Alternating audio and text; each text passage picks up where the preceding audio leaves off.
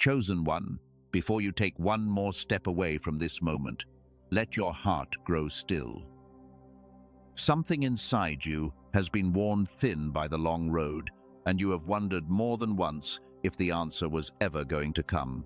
You have carried a question that you have not dared to say out loud, the quiet fear that maybe the breakthrough you have been praying for simply is not meant for someone like you. But here is the truth, that heaven wants pressed into your spirit today, gently and without doubt. Your breakthrough is closer than you think. Not a season away, not years away. It is standing just on the other side of this threshold you are about to cross. You feel it, do you not? That strange mix of hope and exhaustion that lives in the same breath. You have prayed the same prayer so many times the words have gone smooth in your mouth. You have held on through silence that felt like absence, through delay that felt like denial, through nights when the only thing you had left was the stubborn refusal to let go completely. And now, right when you are most tempted to set the whole thing down, the Father is asking you to look up, because the very weariness you carry is often the last sign before the turning. The deepest tiredness tends to arrive not at the beginning of the road, but at the edge of its end. There is a reason this message has reached you in the exact hour you needed it. Heaven does not deal in accidents. The timing of this moment is itself a quiet sign that you are not as alone or as forgotten as the long waiting has tried to make you feel. So let the noise fall away for a little while. Let your shoulders come down from where worry has held them, and let your spirit lean in to hear what the Father has been waiting for the right moment to say. You did not stumble onto these words by chance. Somewhere in the vast unfolding of things, a thread was pulled so that this message would find you in the exact condition you are in. Heaven has a way of reaching the right heart at the right hour, and your heart was the one being reached. So receive it that way, not as background noise to half hear and forget, but as a word spoken to you, for you, in this season that has tested you longer than you ever thought you could bear. The fact that you are still here, still listening, is itself the proof that the story is not over. If something in you stirs as you hear this, type one quiet word below. Just a single sacred word that says, I am still here, I am still believing. Let it be a small act of faith spoken into the open. There is a tenderness in the way heaven approaches the weary, and it is nothing like the harshness the world has taught you to expect. The Father does not stand over you with crossed arms, waiting for you to perform your way into his favor.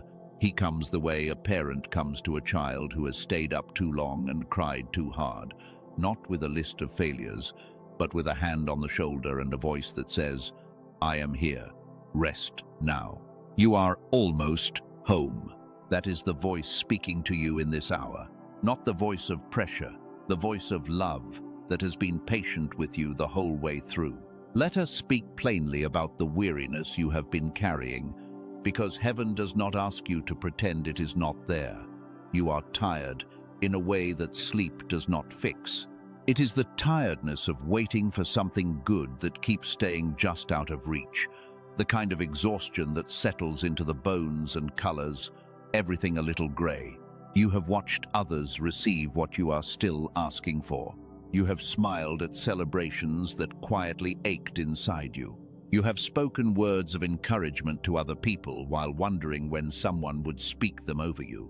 And in the private hours, when the house was quiet and the pretending could finally stop, you have asked the honest question, Lord, did you forget me? That question is not a failure of faith. It is the sound of a heart that has not stopped reaching for God, even when reaching grew costly. The Father is not offended by your honesty. He has never once mistaken your tiredness for rebellion. He sees the difference between the soul that walks away and the soul that stays kneeling even while it weeps. You have stayed. You may not feel like you have stayed well. You may feel like your faith has been ragged and uneven, full of more doubt than you would like to admit. But you have stayed. and that staying matters more than you know. Understand this clearly. The weight you feel is real, and naming it is not weakness. Heaven would rather you come honest and worn than fake and polished. The Father has heard every unspoken sigh. He has counted every tear that fell in the dark, where no one else was watching.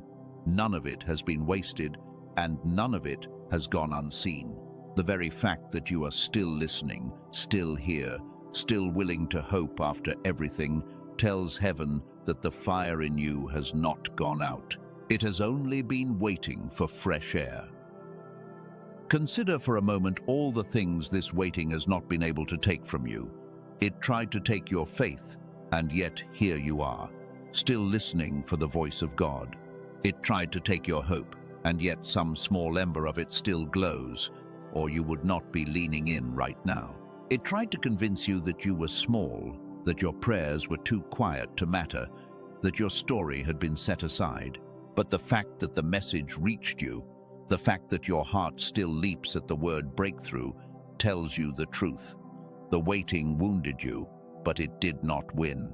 Something in you is still standing, and that something is the very part of you that heaven has been guarding all along. There is also a particular loneliness in waiting that few people talk about. Not the loneliness of being without people, but the loneliness of carrying a hope that no one else can see or hold for you. You have wanted to explain it and found there were no words. You have wanted someone to understand the weight of the specific thing you are praying for, and found that even those who love you could only stand near it, never inside it. But there is one who has been inside it with you the entire time. The Father has not watched your waiting from a distance. He has been in the room, in the silence, in the ache, closer than the people who could not quite reach you. You have been less alone than you felt. You have never once carried this by yourself. Here is what the long delay has been doing inside you, quietly, where you could not watch it work. The waiting was never empty. It only looked empty from the inside. It was forming something in you that could only be formed by time and pressure and patience. A character that does not collapse the moment the wind changes. A faith that holds its ground when feelings run dry. A depth that shallow seasons could never have given you. The thing you have been asking for would have overwhelmed an earlier version of you. It would have arrived before you were ready to hold it without being broken by it. So, the timing of God was not a punishment. It was a mercy you could not yet recognize. Think of how the deepest roots grow in the seasons when nothing above the ground seems to move. The tree that stands through the strongest storm is the one that spent its hidden years going down before it ever went up. While everything above the soil looked still and unchanging, the real work was happening underneath, out of sight, in the patient dark. You have been going down. You have been growing roots in the dark, in the unseen places, where only the Father has watched you remain faithful, and roots like that do not break. They become the very thing that holds you steady when the breakthrough finally comes with all its weight. There is a kind of strength that can only be forged in delay. The person who receives everything quickly never learns to stand when standing is hard.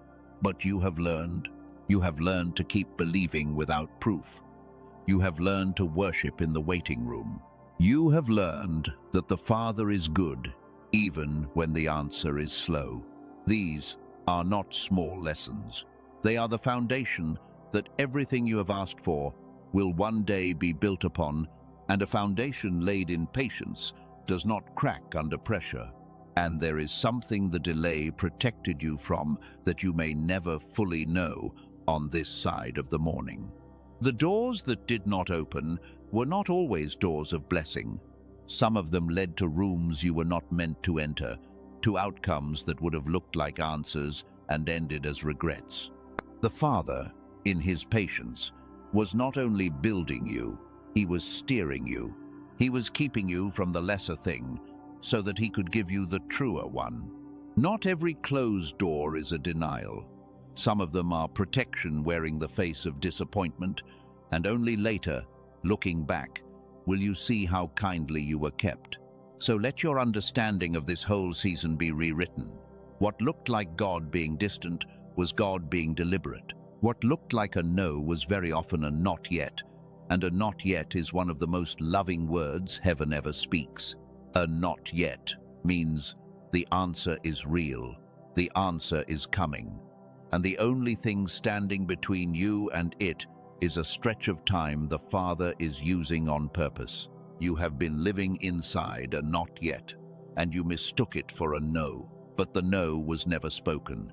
The promise was never withdrawn. It was only being held until the hour when it could do you the most good and the least harm. So when you call this season wasted, heaven calls it preparation. When you call it silence, the Father calls it the quiet before he speaks. When you call it a closed door, he calls it a hallway you have not finished walking. The delay was not denial. It was never denial. It was the slow and careful work of a God who refused to give you something fragile when he was building something that would last. Now hear how the breakthrough actually comes, because it rarely arrives the way the heart expects. You have been watching the horizon for something loud and sudden, a single dramatic moment that fixes everything at once. But the hand of heaven often moves more like dawn than like lightning. The light does not crash into the sky, it rises. First a faint gray at the edge of the dark, then a slow warmth, then color spreading soft across the clouds, then the full and undeniable morning. By the time you can name it as day, it has already been coming for a long while. Your breakthrough may already be rising in ways your eyes have not yet learned to read. Watch for the small shifts. A door that was sealed begins to give. A name you had given up on returns to your mind. A peace settles where there was only striving. An open feeling where there were only walls. A quiet sense that something has changed, even before anything visible has moved. These are not coincidences. They are the early light. The Father is asking you to walk toward them in faith, to keep showing up, to keep tending the ground even before you see the harvest break through the soil. Faith is not waiting for the proof before you move. Faith is moving as though the morning is certain, because the one who promised it does not lie. Do not despise the smallness of the first signs. A breakthrough rarely announces itself with trumpets at the start. It begins with a single thread of light, a single shift in the air, a single softening where everything had been hard. If you wait only for the grand and obvious, you may miss the quiet beginning of the very thing you have been asking for. So learn to honor the small. Thank heaven for the faint light, even before it becomes the full day. Gratitude for the beginning is one of the surest ways to walk yourself the rest of the way into the morning. And so this is what you do at the threshold. You hold on. You hold on with a grip that has nothing left to prove and nothing left to fake. The honest grip of someone who has decided that God is worth waiting for even one more day. You keep your heart soft when the long delay has tempted you toward hardness. You keep your hands open when fear has told you to close them around what little you have. You let the weariness become worship instead of bitterness, and you refuse, gently and firmly, to walk away from the very edge of the thing you have prayed so long to receive. The threshold is not the place to quit. The threshold is the place to dig in. Now we must name the obstacle, because it always shows up at this exact place. The hardest moment to keep believing is the moment right before the turn. The enemy of your peace knows the timing too. He knows that the temptation to quit grows strongest when the answer is nearest, not when it is farthest. He is not interested in discouraging you when the breakthrough is still far off and harmless. He grows loud when you are close, because what he fears most is you crossing the line you have been walking toward for so long. That is why this weariness has felt so heavy lately. It is not because you are failing, it is because you are close. Think of how it feels in the final stretch of a long climb. when the summit is hidden just beyond the ridge and every muscle is screaming to sit down. The voice that says it is pointless is loudest at the last hill, not the first. It does not waste its breath at the start when your strength is fresh. It saves itself for the moment when you are most worn, most tempted, most likely to listen. So when the thought comes that says nothing will ever change, recognize it for what it is. It is not prophecy, it is resistance.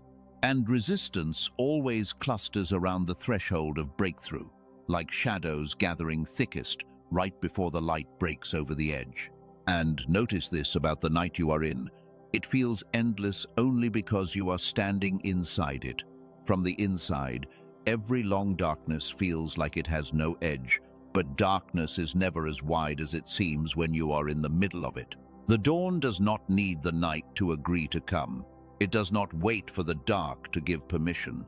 It rises on its own appointed schedule, indifferent to how impossible the morning felt at 3 in the morning. Your feelings are real, but they are not the final word. Feelings are weather. The faithfulness of God is climate. And the climate of heaven over your life has not changed, no matter how violent the weather has been. So do not measure your future by the size of your present tiredness. The tiredness is loud, but it is not lasting. It is the ache of the final mile, not the verdict on the whole journey. If you could see what heaven sees, you would not be tempted to lay it down now. You would see how close you are. You would see the answer already in motion, already moving toward you, already nearer with every hour you choose to keep believing. The temptation to quit is strongest now, precisely because surrender now would cost you the most. So you will not surrender. You will stand one more day, and one more after that, until standing turns into receiving. You do not have to silence that voice with force. You only have to outlast it. You only have to take the next small step of faith, and then the next, refusing to make a permanent decision in a temporary night. Do not tear up the promise because the morning is running late. Do not walk out of the room 1 minute before the one you have been waiting for walks in. The Father has carried you this far. He did not bring you to the threshold to abandon you at the door. The God who started this good work in you is faithful to finish it, and He does not leave His work unfinished at the very moment it is about to bloom. So, let yourself understand who you have become through all of this, because the season did not only delay you, it defined you. You are not the same person who first began to pray.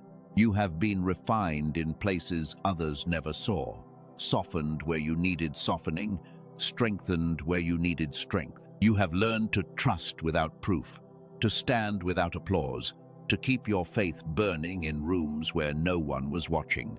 That is not weakness. That is the quiet strength of someone heaven has been forming for a purpose larger than the moment. You are not forgotten. You have never been forgotten, not for a single hour of the waiting. Every day you thought you were unseen.